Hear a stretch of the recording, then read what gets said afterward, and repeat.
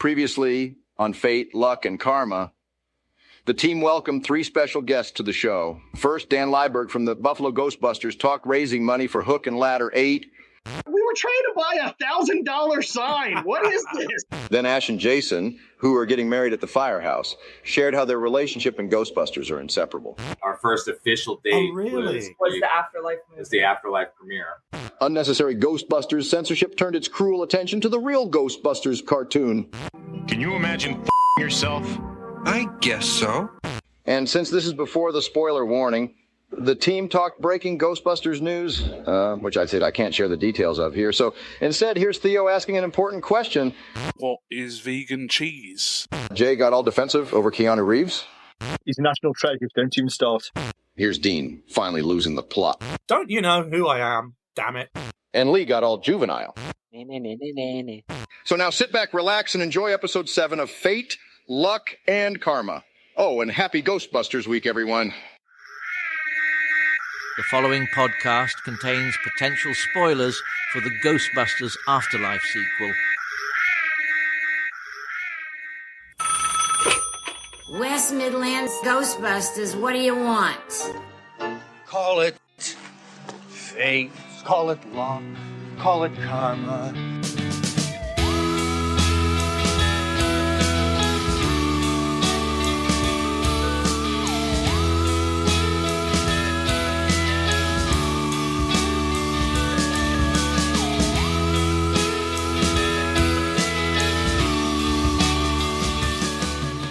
You're listening to Fate, Luck and Karma, a Ghostbusters fan podcast from the West Midlands Ghostbusters. Happy Ghostbusters Day to you. Happy Ghostbusters Day to you. It is the 8th of June, 2023. You're listening to Fate, Luck and Karma, episode 7, and it is Ghostbusters Day. Woo! And let's extend that greeting. I'm Dean Riley, and I am joined, as always, by Lee Lawrence, G Wood, and Theo Wilson. Happy Ghostbusters Day, gentlemen. Happy Ghostbusters Happy Day. Ghostbusters Day. What have you guys done to mark the occasion? I may or may not have had a couple of rounds on Spirit Unleashed. Nice. May have built a few things for my pack. Nice. Maybe adding a few modifications, shall we say. Ooh. Beautiful. I watched Afterlife because it's good. Yes. Short, sweet, Yes, and to the yes, point. it is. Yeah, I think so. Good. I'm glad we have all done something Ghostbuster related. And even if we hadn't, we're sitting here and recording a Ghostbusters podcast just for you, which frankly is one of the best ways I can think of coming together and celebrating Ghostbusters Day. And it's been quite the day for a whole bunch of reasons, really. We've had a bucket load of Ghostbusters news that's been breaking over the course of the last fortnight since we were together. We're going to touch on as much of that as we can over the course of the next half hour. We got bucket loads to fit in. So perhaps we should start at the start, I guess, then, guys. Since we were last together, we last spoke about, obviously, Bill Murray being in London at the same time as the first unit is recording in our capital city. We had a photo of Bill Murray next to a London taxi driver. And then shortly after that, a British comedian shared on his social media that Bill might have been a little bit closer to the set than we originally anticipated. Did anyone catch that story? I didn't, actually. It's a funny one. So David Williams, if anyone has seen Britain's Got Talent, right? He's a judge on Britain's Got Talent, sort of sketch show comedian in shows like Little Britain and so on. He's a children's author now as well. He shared a photo of himself, Dan Aykroyd, and Bill Murray standing on what clearly appeared to be a set. There were a couple of kind of catering truck, sort of hospitality vans in the background. It just gave sort of, movie set vibes. And yeah, Bill Murray was right there with Dan Aykroyd and with David Williams in the middle. Presumably he's just kind of flexing his celebrity credentials and rocking up to say hello to 2 legit celebrities and to 2 legit Hollywood legends. I actually can't stand David Williams. Not a fan. So we know that Jay's not on board with potentially David Williams having a role in Afterlife. Theo, Lee, what do you reckon? Do we think that David Williams might be having some kind of role to play in the upcoming #AfterAfterlife movie? I think he may have just been at the same studio filming something himself, or maybe was invited to the set. Maybe just popped his head around and thought it's a great photo opportunity. Personally, I don't think he's going to be in the film. I think he was just there for visiting the set, and it was just happened to be that a photo was captured. He's not wholesome enough for Ghostbusters, is he? Lee, how about you? Would you do a little dance of joy if David Williams showed up in the sequel to Afterlife? I honestly wouldn't care less. I'm not his biggest fan. You know, I know he's done well with children's books. My nephew is actually quite a big fan of his books, but yeah, I'm not really that bothered either way. I don't know. They say everybody says that hate is the opposite of love, but I have the kind of feeling that apathy might be the opposite of love, because if you love something, then there's passion and there's heart and there's all that kind of stuff. And if you're just sort of about the whole thing, that kind of feels the antithesis of love. So yeah, maybe on the down low, Leah's damned him with faint praise or complete disinterest. Probably getting slightly more of a warm reaction, though. MCM Comic-Con rolled around since we were last on the air. And guys, we saw a certain rather important person from the crew of #AfterAfterlife wandering around dressed up as a Ghostbuster. Did we catch this story? Yeah, I think I saw it. Tell us about it, Thea. A photo posted up and it was Gil Keenan.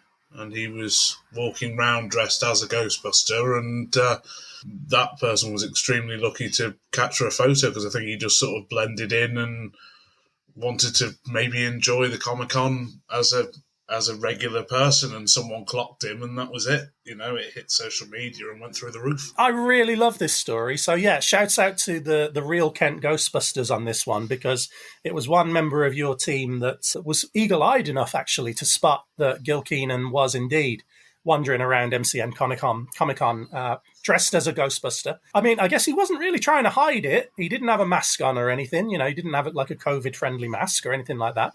And he had a Keenan name badge on his jumpsuit, so it's kind of hiding in plain sight. But yeah, Theo, you're absolutely right. I think most people wandered by completely oblivious to the fact that they just, you know, walked past the guy that is very much at the wheel of #AfterAfterlife. The real Kent Ghostbusters obviously clocked exactly who it was.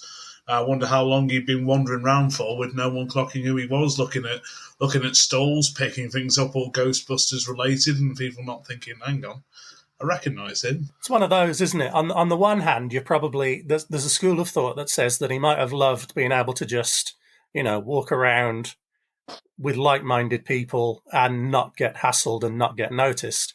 But then there's another little part of me that's thinking, come on, guys, I'm directing the next movie. I've got my name on my chest. Is nobody going to ask for a damn autograph? But fortunately they did. So shouts out to the real Kent Ghostbusters, you eagle-eyed Afterlife sequel crew, director, spotters, you. Good job being in full uniform as well, because that would have been embarrassing if you spotted the director of the Afterlife sequel and you weren't kitted up. And also shouts out to Gil Keenan for being one of us, man, for unabashedly just wandering around a comic convention dressed as a Ghostbuster. Way to prove that you are indeed part of the extended Ghostbusters family. So I kind of love that story. It's just so humble, that, isn't it? It really is. It's really down to earth. It's really, you know, he didn't appear to be kind of flexing his credentials at all. He certainly wasn't speaking there or anything like that. Yeah, this fills me with hope, to be honest with you, because if he's that kind of person, I think it bodes well, and the franchise is in pretty good hands, actually. Speaking of which, Dan Aykroyd made an appearance on the Chris Moyles show for the benefit of any of our listeners overseas. Chris Moyles was a breakfast show DJ on BBC Radio 1, probably the biggest radio station here in the United Kingdom. He's since bounced to a couple of different radio stations since then, but still does a breakfast show on another channel. And he welcomed Dan Aykroyd, who was, of course, promoting Crystal Head vodka whilst he was here in the UK. And Dan had quite a lot, actually, to talk about with regards to Ghostbusters. Dan said a bucket load of stuff. I'd love to get your reactions on this one, guys. First of all, he said, quote, "We're handing the torch to a new generation." No surprise to us there, I guess, really. It's someone younger now that has to put on that £50 pack and go out there and expose themselves to radiation. We have a terrific new cast: McKenna Grace, Finn Wolfhard, Logan Kim. The idea now is that they're going to be the ones that take over. Now, Paul Rudd, this will make Jay. So happy. Now, Paul Rudd is also in it. Again, no surprise.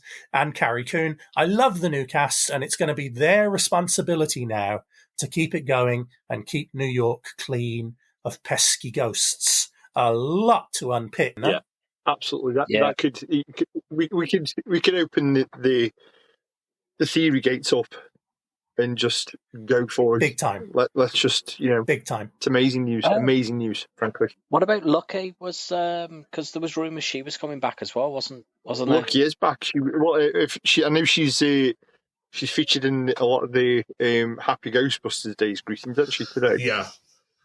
She's featured in that. Exactly right. Looks like she is on the set. So yeah, we'll maybe swing back to that, because whilst Lucky and a lot of the rest of the cast are in that particular Happy Ghostbusters Day video, there is a notable absence or two, or maybe three, but we'll swing back round to that. So quite good news and quite exciting news there with Dan Aykroyd obviously confirming that we're definitely going to be back on the streets of New York City. We've spoken about that previously on the podcast.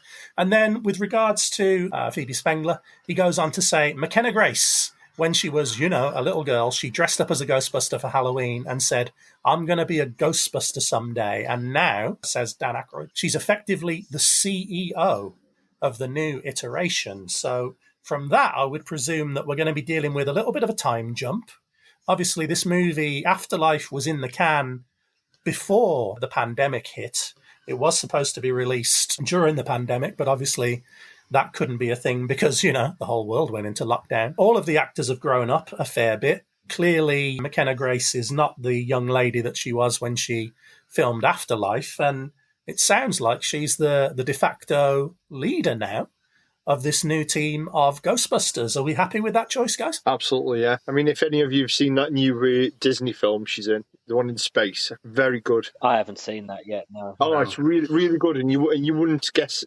Obviously, watching her on Ghostbusters, it really shows how versatile she is as a young actress. Well, she's living a dream, let's face it. I mean, be honest, if any one of us now, regardless whether you're a wannabe actor or not, if you got the chance to star in Ghostbusters, let's face it, we'd all jump at the chance. Oh yeah, it's a once in a lifetime opportunity. The only thing I hope is that she doesn't pull like a Millie Bobby Brown and start slagging the franchise off at some point, because I feel like I feel like as Ghostbusters fans that'll cut deep. Don't do that, Barry. Nah, don't do that. Yeah, apparently. Thank you for that one, Jay, because I'd not heard of it either. So, it's a Disney Plus movie called Crater. That's it. Apparently. Crater. Very good. I'll put it on the list. Add that to the watch list. Yeah, absolutely. We will check that out. Is it pretty screamingly obvious that she's grown up a fair bit since being Phoebe Spengler in Afterlife, Jay? Yeah, absolutely. I mean, she's definitely matured. Absolutely, yeah. And a couple of years in New York City can change a person, right? So you can age real quick in New York. Yeah. And speaking of the Ghostbusters cast, then let's just swing around to potentially this last piece of news. So it is Ghostbusters Day today, as you heard, the 39th anniversary. Next year is going to be huge, isn't it? The 39th anniversary of the release of Ghostbusters in cinemas back in 1984, or at least it was in the United States, by the way. We in Britain had to wait until Christmas, but let's gloss over that. Out of the studio, we've had a really lovely sort of montage video from the cast of Ghostbusters Afterlife's sequel. And it's each one of them wishing all of the Ghostbusters community a very happy Ghostbusters Day. Happy Ghostbusters Day. Happy Ghostbusters Day. Happy Ghostbusters Day. Happy Ghostbusters Day, guys. Happy Ghostbusters Day. Happy Ghostbusters Day. It's so great to be a part of this. Congratulations to the originals, the OGs, and everyone involved. I want to wish all of you a happy and slimy Ghostbusters Day. Happy Ghostbusters Day. Happy Ghostbusters Day. So we see, in no particular order, Paul Rudd, McKenna Grace, Finn Wolfhard, Carrie Coon, Logan Kim, Celeste O'Connor, and also, of course, Dan Aykroyd, Ernie Hudson, and Queen of Fate, Luck and Karma, Annie Potts. Somebody noticeably missing from that list, guys. Rick Moranis. Yes, Rick. I mean, yes.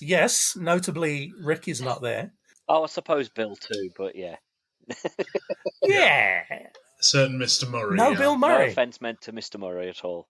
How amazing would it just been to just get Rick? Just come on, Rick. Come out of hiding. We all love you. We want you back. Even if you can say Happy Ghostbusters Day. You haven't even got to say Happy Ghostbusters Day. Just come out and wave at the camera and just say, yeah, that'll do. We'll just send him round to your house, Jay. Oh, I'd love that. Going to knock on your door. I'll nip across Aldi, get him some like custard creams.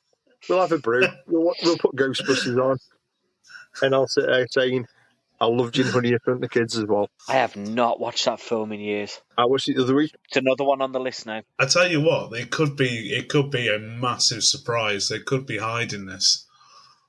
I swear to God, in the cinema that day, they will need mops. And that's all I will say. I love that guy. I don't give two hoots. I love that guy. He is a gent, and like his life has been played, and he is a top fella. So let's get Rick back. # bring Rick back. For the younger audience out there, he's referring to tears of joy, nothing else. Yes. Mm-hmm. Mm-hmm. Yes. Yeah. Tears of sheer happiness. Oh, yeah. Or I'd be so excited to pee my pants. Yep, that's what the leg hose is for. So leg hose. Yeah, off the jumpsuit. Yeah. Oh, I reckon they're hiding it. I honestly think they're planning something. Could you imagine that though? He just randomly turns up and he's like, "Hey guys," and it's like, "Oh my God, it's you! Yay!" Imagine if like these theories about the franchise are right, and like we've said. Yeah, it's going to expand, and Ghostbusters have actually got another HQ, and like it sort of pans around the building. You see Ernie there, and then in the next room, like Chief Financial Officer Louis Tully, wearing his earmuffs. Yeah. Oh, as long as they don't put him in charge of legal or HR, no, because he seemed to be a better accountant than he did a lawyer. Yeah. Well, he did get his law degree at night school, so he did. He very much did, and he was also a fabulous Ghostbuster. Yes, yeah, single-handedly broke through the shield of goo that was keeping the Ghostbusters trapped inside. Nothing to do with anybody else. It was entirely Louis Tully. Hasbro, we need a Rick Moranis action figure. That's reasonable. We need one. I'd buy that. I know there is a Louis Tully figure as the Keymaster. There's a diamond slap one, isn't there? Yeah. I don't know that there's one of Louis as a Ghostbuster. Yeah, Tully's Terrible Night. So there is one, but there isn't one of him as a Ghostbuster with his earmuffs. No. So there you go. As a Ghostbusters Day gift to Jay. If the universe could provide him with I don't think it even has to be Louis Tully. I think he might just be happy with a Rick Moranis action figure, either or. Yeah. Please. With or without Ghostbusters outfit. Please, Hasbro. Yeah. Hasbro's got a history of listening to fans as a collective. Let's see if they will. # please. Hashtag please. # listen to Jay. Yeah, we will see how we go with that one. We will see how we go. But yeah, so to swing back around, no Bill Murray in the Happy Ghostbusters Day Everybody video. Why? I'm not fussed, to be honest with you. I'm going to play devil's advocate here. Bill's a busy man. I mean, if you think about it, he's one of the busiest actors out in the entire franchise, and it was clearly they're all in the same sort of area. So if he wasn't there, is it really that bad? We know he doesn't shun the franchise. No. If anything, he's very vocal. Very vocal about it. So that's very true. And of course, we could, I guess, technically expand it out, and we could say, but there's also no Walter Peck. There's quite a few people that I guess we could call out that weren't part of that video either. No Patton Oswalt, no James Acaster. So yeah, maybe it's. I think Bill is probably the most notable absence, but no Melissa McCarthy. It is what it is. Right. That is kind of, I guess, all of the Ghostbusters news up till now. We're recording this at about 8:45 p.m. UK time. There's probably going to be some more Ghostbusters Day news as soon as we finish this podcast, for all I know. We do need to shout out, though, everyone that is making their way to New York City for this weekend's Ghostbusters Day celebrations at Hook and Ladder 8. We, of course, have SassySue making her way to Hook and Ladder 8. I happen to know that she is renting a car and she's getting ready to head to New York City tomorrow. We've also got Ivan making his way all the way from the Arkham Ghostbusters to both be roving reporters and our eyes and ears on the scene for the Ghostbusters Day celebrations at Hook and Ladder 8.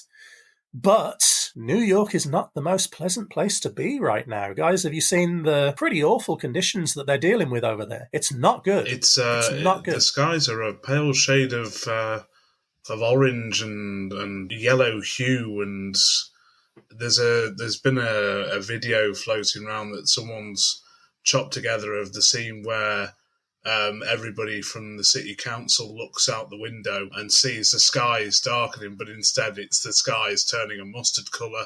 And by the looks of it, it looks like it's not terrible, but it is the point where it's slowed traffic down massively and things have ground slightly to a halt. Well, I'll say a halt to more of a crawl.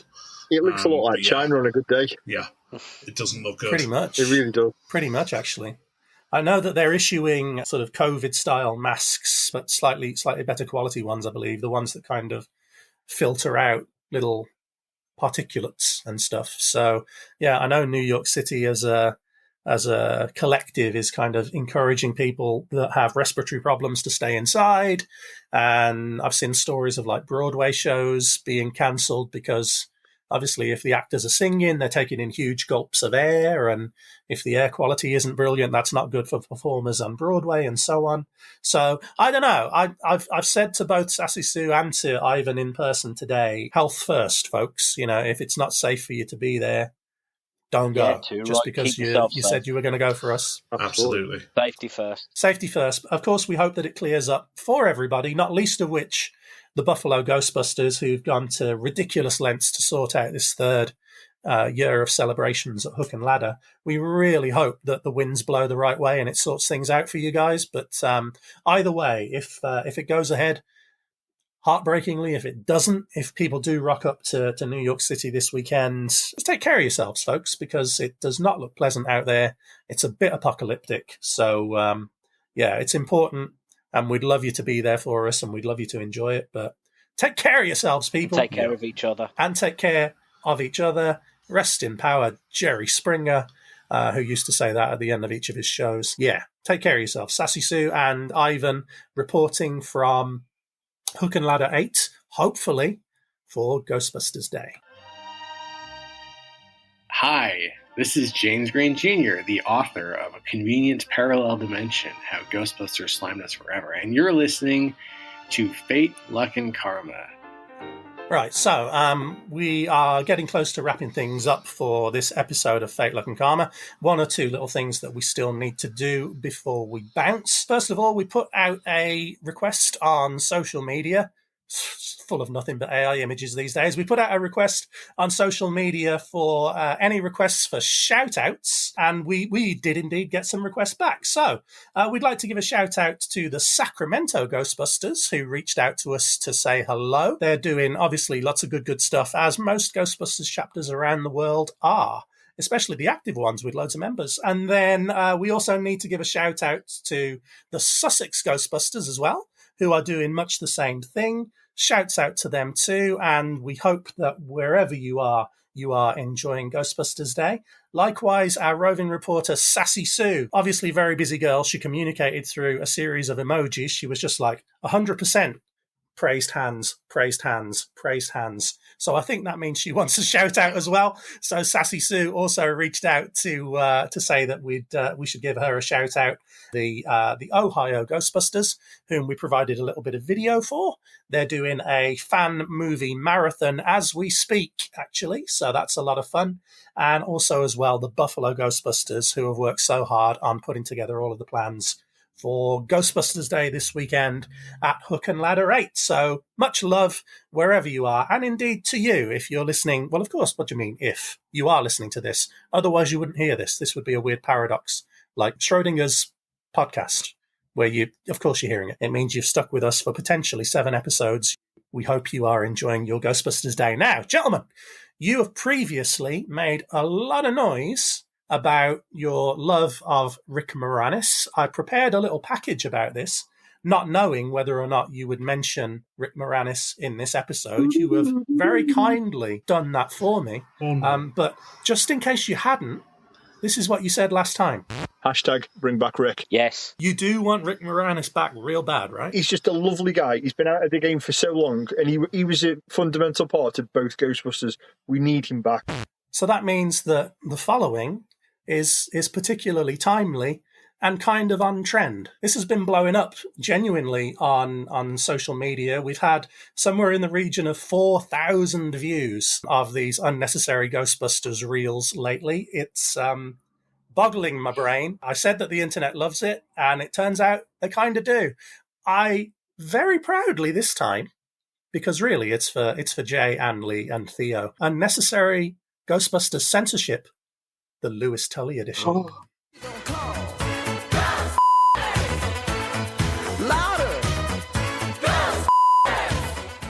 Hey, this is real smoked salmon from Nova Scotia, Canada, $24.95 a pound. It only cost me $14.12 after tax, though. I'm giving this whole thing as a promotional expense. That's why I invited instead of friends. You having a good time, Mark? Off a up. Off. Just a moment. During the rectification of the Valdrani, the Traveler came as a large and moving. Then, during the third reconciliation of the last of the McKettrick supplicants, they chose a new form for him, that of a giant. Many Shubs and Zools knew what it was to be roasted in the depths of the that day, I can tell you. I think you guys are making a big mistake. I do mostly tax law and some probate stuff occasionally. I got my law degree in night school. Well, that's fine, Louis. We got at night. Your Honor, ladies and gentlemen of the audience, I don't think it's fair to call my clients Okay, so the blackout was a big problem for everybody, okay? I was stuck in an elevator for 2 hours and I had to the whole time. Louis, I'm up. And right after they finished, she them for some polo player. And I don't know why beautiful women love horses so much. Do you love horses?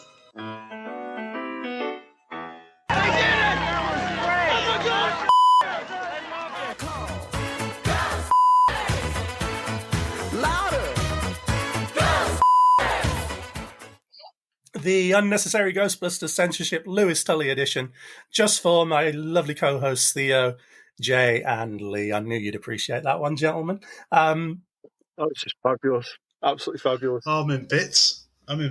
Soon to be making its way to a Facebook reel near you, where it will no doubt rack up a couple more thousand views. Just saying, going viral, breaking the internet, or at least until the relevant copyright holders figure out what we're doing and shut us down. But yeah, that's Unnecessary Ghostbusters Censorship for this week, and that is pretty much it for Fate, Luck and Karma Season 1, Episode 7. I think we're getting very close to finding our voice, gentlemen. Thank you so much for listening. As always, we'd like to thank you for spending the last half hour and a bit with us here at Fate, Luck and Karma. So on behalf of everyone at the West Midlands Ghostbusters, I'd like to wish you a very, very, very happy Ghostbusters Day, and indeed a happy Ghostbusters Week, because the celebrations are nowhere near done. We're going to put this episode out a little early, actually, so it can still drop within Ghostbusters Week. So keep your eye on your social feeds. We are coming for you a little bit sooner than we normally would. The reason why is that we're going to need to bring you a rather quickly followed up from this episode. We're going to need to bring you a Ghostbusters Day special, because obviously we've got SassySue and Ivan reporting from the big day. It's going to be a bucket load of interviews and news and bits and bobs coming our way from our roving reporters. And we feel that it would be a bit silly to wait a fortnight to bring that to you. So we're dropping Episode 7 this weekend, and then following up very, very quickly after that, just as soon as our team can get the audio over to us from New York City.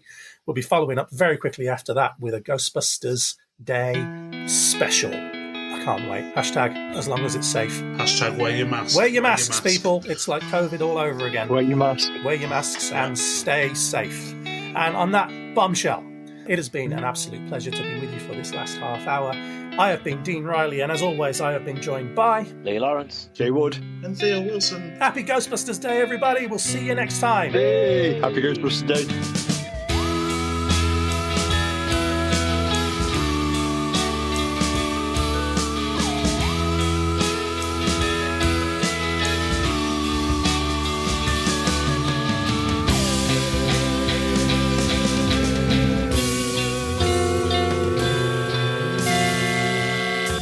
If you'd like to support Fate, Luck, and Karma, there's plenty of ways to help. You can donate from as little as $3 per month or your local currency equivalent.